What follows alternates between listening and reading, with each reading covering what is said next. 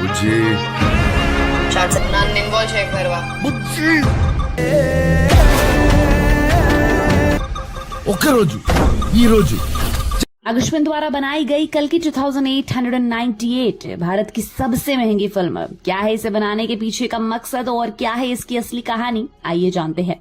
नागश्विन की कल्कि 2898 एडी में कमल हसन, दीपिका पादुकोण, प्रभास, अमिताभ बच्चन जिन भूमिकाओं को निभा रहे हैं उनकी असल पौराणिक कहानियां क्या हैं, कल्कि कैसे जन्मे और कली को कैसे मारा, पढ़े ये पुराण कथा विस्तार में। एक नया महत्वाकांक्षी सिनेमैटिक यूनिवर्स बनने जा रहा है। कहने को साइंस फिक्शन है लेकिन इसकी जड़ें भारतीय पुराणों में है। 27 जून 2024 को रिलीज होने जा रही इस साई-फाई एपिक कल्कि 2898 एडी को डायरेक्ट कर रहे हैं नागश्विन। करीब 600 करोड़ रुपए के बजट वाली ये विशाल फिल्म और इसकी सीरीज महाभारत से लेकर 2829 तक है, यानी कि 6000 साल के कालखंड में घटेगी। इसमें प्रभास, अमिताभ बच्चन, दीपिका पादुकोण और दिशा पाटनी जैसे एक्टर्स दिखेंगे। ये लोग इसमें कल्कि, कली, पद्म और अश्वत्थामा जैसे किरदार निभाएंगे। दर्शकों को बेसब्री से इंतजार है कि इस कहानी या इस फ्रेंचाइजी में क्या क्या दिखेगा, लेकिन मेकर्स ने अभी तक कुछ रिवील नहीं किया है। नागश्विन की फिल्म फ्यूचर में सेट है, लेकिन उनकी ये कथा श्रृंखला हजारों साल पहले कल्कि की कथा से शुरू होती है। अश्वत्थामा जैसे पुराने किरदार इसमें आ मिलते हैं। इसके अलावा फिल्म में क्या क्या दिख सकता है, कहानी इन उतार चढ़ावों से गुजर सकती है, इनमें कैसे कैसे किरदार होंगे, इन सबके जवाब मिल सकते हैं कल्कि की मूल पौराणिक कथा से, जिसके मुताबिक कलयुग जब चरम पर होता है तो उसका अंत करने के लिए विष्णु कल्कि के रूप में जन्म लेते हैं। यह उनका 10वां अवतार होता है। अभी पहला चरण चल रहा है, कलयुग के आखिरी चरण में कल्कि जन्म लेंगे। उनका जन्म कब होगा ये ज्ञात नहीं। एक वर्जन ये है कि उनका जन्म उत्तर प्रदेश के संबल जिले में होगा और ये एक ऐसे महान योद्धा होंगे जो धरती पर से सारे पाप खत्म कर देंगे। कुछ ग्रंथों के अनुसार कल्कि का जन्म पहले ही हो चुका है। 16वीं शताब्दी में कल्कि जन्म ले चुके हैं। बुद्धकाल के कवियों की कविताओं में उल्लेख मिलता है कि कल्कि अवतार हो चुका है। अग्नि पुराण के 16वें अध्याय के अनुसार कलयुग में धार्मिक लोग भी अधर्म के रास्ते पर जा रहे होंगे, जिसके बाद कल्कि का अवतार होगा। कल्कि घोड़े पर बैठकर हाथ में तीर कमान लिए राक्षसों का वध करेंगे और आश्रमों में शास्त्रीय मर्यादा स्थापित करेंगे। राक्षसों का वध करने के बाद श्रीहरि कल्कि रूप को त्याग करके वापस चले जाएंगे। इसके बाद पहले की तरह सतयुग को आरंभ करेंगे। जून में फिल्म की रिलीज से पहले कल्कि 2898 एडी के फैंस के लिए प्रस्तुत है श्री कल्कि पुराण के अनुसार ये पूरी कहानी। ये कहानी हम विशुद्ध सिनेमाए स्टोरी टेलिंग के लिहाज से प्रस्तुत कर रहे हैं, जिसका आधार पुराण और मान्यता है। इसका उद्देश्य वैज्ञानिक चेतना से विमुख होना नहीं है। वर्तमान में भी कलयुग चल रहा है। कलयुग की आयु 4,32,000 वर्ष है, जिसमें से 5,090 वर्ष बीत चुके हैं, जिसका पहला चरण अभी चल रहा है। कलयुग के चौथे चरण यानी कि 2599 ईस्वी में भगवान विष्णु कल्कि के रूप में अवतार लेंगे। वे कलयुग का नाश करके सतयुग की स्थापना करेंगे। सबसे पहला सवाल है कल्कि का जन्म, लेकिन प्रश्न उठता है कि आखिर कलयुग लाने वाला कली कहां से आया। हुआ यूं कि ब्रह्मा जी ने प्रलय काल के अंत में अपनी पीठ से एक पातक को पैदा किया, जिसे अधर्म नाम से जाना गया। मिथ्या नाम की स्त्री उसकी पत्नी बनी। इनका एक पुत्र पैदा हुआ जिसका नाम धम्ब रखा गया। पुत्री जन्मी जो माया थी। माया और धम्ब के संयोग से पुत्र लोभ और पुत्री निकृति जन्मे। लोभ और निकृति के संयोग से क्रोध नाम का पुत्र पैदा हुआ। हिंसा नाम की एक पुत्री भी पैदा हुई। हिंसा और क्रोध के संयोग से ही जन्म हुआ कली का।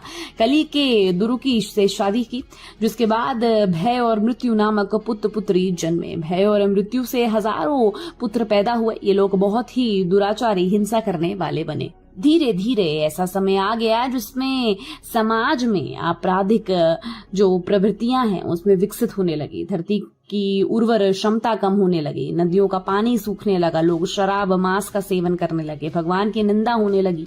धीरे धीरे लोग भगवान का नाम लेने से बचने लगे। वर्ण शंकर से बच के पैदा होने लगे। कलयुग का चौथा चरण आते आते सभी वर्ण खत्म होकर एक ही वर्ण में रह गए। दूसरा, कल्कि का जन्म।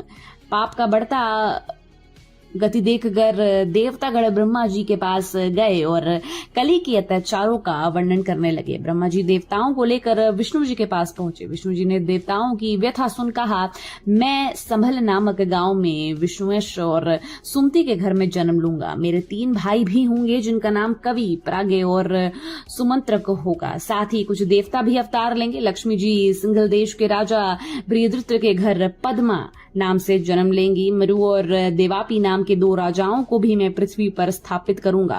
हे देवताओं, तुम अपने अपने अंश से पृथ्वी पर जाकर अवतार लो। ब्रह्मा जी मैं फिर सतयुग को लाकर और पहले ही एक तरह का धर्म की स्थापना करके कलिक रूपी सर्प का नाश करूंगा और अपने लोगों को वैकुंठ को वापस लाऊंगा। और एक समय बाद पृथ्वी पर विष्णु ने अपना 10वां अवतार लिया, वे कल्कि के रूप में जन्मे। ये जानकर पृथ्वी पर मौजूद पेड़ पौधे, नदियां, समुद्र, पर्वत, पशु पक्षी सब आनंदित होकर नाचने लगे। तीसरी बात, 7 चिरंजीवियों के बारे में।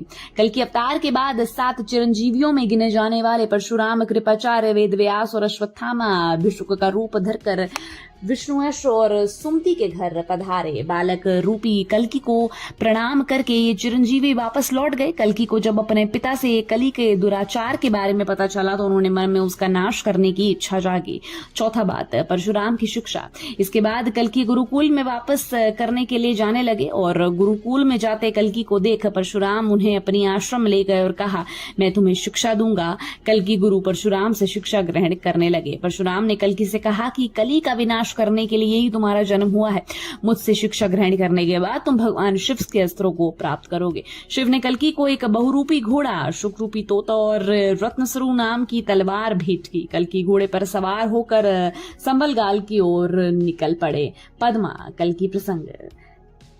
सिंगल द्वीप के राजा बृहद्रथ की पुत्री पद्मा शिव की भक्त थी। शिव ने प्रकट होकर पद्मा को कहा कि तुम्हारा विवाह किसी आम मनुष्य से नहीं बल्कि नारायण रूपी कल्कि से होगा। हालांकि बृहद्रथ ने पद्मा की शादी के लिए कई राजाओं को आमंत्रित किया, परंतु भगवान शिव के कहे अनुसार जो भी पद्मा को काम वासना की दृष्टि से देखेगा वो एक स्त्री बन जाएगा। इससे कारण पद्मा को किसी राजा महाराजा से शादी नहीं हो सकी।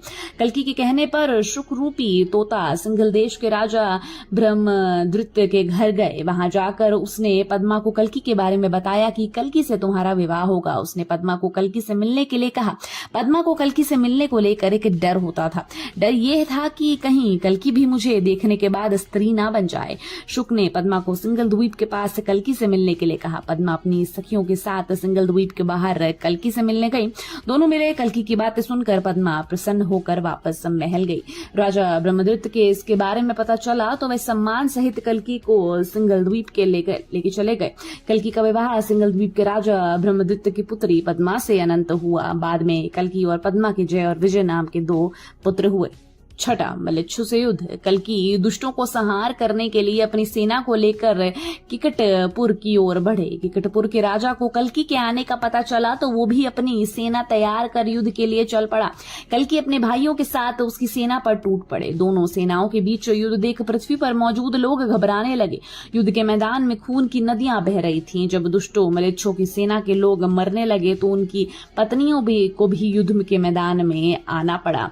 कल्कि उनसे युद्ध नहीं करना चाहते थे, जिसके बाद उन्होंने उन महिलाओं की तारीफ करनी शुरू कर दी कि आप जैसी सुंदर स्त्रियों से कोई कैसे युद्ध कर सकता है। उन्हें धर्म की बात समझाने लगे। उनकी बातें सुनकर वे स्त्रियां युद्ध छोड़कर कल्कि के शरण में आ गई। किकटपुर की सेना और मलेच्छों को हराकर कल्कि वापस लौट गए। 7वां, कुदोदरी का वध। इसके बाद कल्कि अपने स्वजनों के साथ वक्रतीर्थ नामक जगह पर आ गए। एक बार कुछ ऋषि मुनि कल्कि के पास पहुंचे और अपनी रक्षा करने की बात कहने लगे। उन्होंने कहा कि कुंभकर्ण के पुत्र निकुंभ की पुत्री कुथोदरी एक कलकंज नामक राक्षस की पत्नी है। वह राक्षसनी आसमान जितनी ऊंची है, वह इतनी विशाल है कि अगर अपने पुत्र को स्तनपान भी कराना हो तो हिमालय पर्वत पर अपना माथा और निश्चांचल पर पैर रखकर स्तनपान कराती है। हम उसकी सांसों से परेशान होकर यहाँ आए हैं। उस राक्षसनी की सांसें इतनी तेज थीं कि जंगल हाथी भी उसकी सांसों से टकराकर दूर जाकर गिरते थे। कल्कि उससे युद्ध करने गए। कुथोदरी क्रोध में आ गई। उसने एक बार में भी कल्कि समेत सारी सेना को अपनी सांसों के साथ पेट में समा दिया। बाद में कल्कि उसका पेट चीरकर अपनी सेना के साथ बाहर निकले और उसका वध कर दिया। 8वां, कली का वध है। इसके बाद कल्कि धर्म की स्थापना करने के लिए संसार की यात्रा पर निकल गए। कुछ समय व्यतीत हुआ, लोग कली से परेशान होकर कल्कि के पास गए। कल्कि मलेच्छों को हराने के लिए कली के निवास स्थान पर चले गए। कली के निवास स्थान के पास से गोमांस की बदबू, लड़ाई झगड़े, जुए अड्डा दिखाई दे रहा था। कली की नगरी एक बेहद डरावनी दिखने वाली जगह थी। कल्कि के वहां आने से कली क्रोधित हो गए। वो अपने बेटों पोतों सहित अपनी नगरी से बाहर आया और कल्कि की सेना से युद्ध करने लगा। दोनों सेनाओं के बीच भयंकर लड़ाई हुई। लाखों लोग खून से लथपथ पड़े थे। कली युद्ध में घायल होकर अपनी नगरी में वापस भाग खड़ा चला गया।